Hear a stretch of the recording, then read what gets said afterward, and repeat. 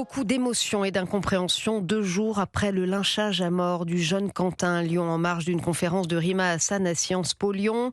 Le parquet fait savoir ce soir que plusieurs témoignages significatifs ont été recueillis par la police dans cette enquête sur l'agression mortelle et que les enquêteurs recherchent toujours à identifier ses auteurs directs. Charles Bouchin, un rassemblement était organisé ce dimanche à Paris. La manifestation s'est tenue place de la Sorbonne dans le 5e arrondissement de la capitale avec un seul mot d'ordre, justice pour Quentin.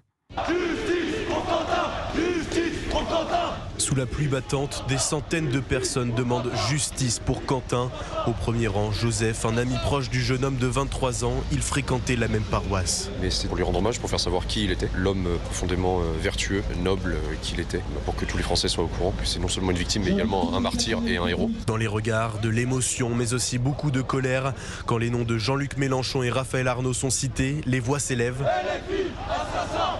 Tous, comme Nicolas, dénoncent une complicité de l'extrême gauche dans ce meurtre. C'est inacceptable, il faut que ça cesse, il faut que la gauche soit condamnée pour la violence politique qu'elle a encouragée, que derrière, elle comprenne que soit elle rentre dans le champ républicain, soit il va falloir les traiter pour ce qu'ils sont, c'est-à-dire des terroristes. Donc il va falloir les mettre en prison et pour longtemps. Un avis partagé par Julien, 22 ans, mais qui craint que la violence ne continue. Le danger aujourd'hui, c'est les révolutionnaires qui sont de plus en plus agressifs, de plus en plus violents. La violence augmente et il ne se passe rien, donc je pense que ça va continuer les morts et que l'État ne fera rien. Le rassemblement s'est terminé par une prière pour Quentin. Le Seigneur est avec vous.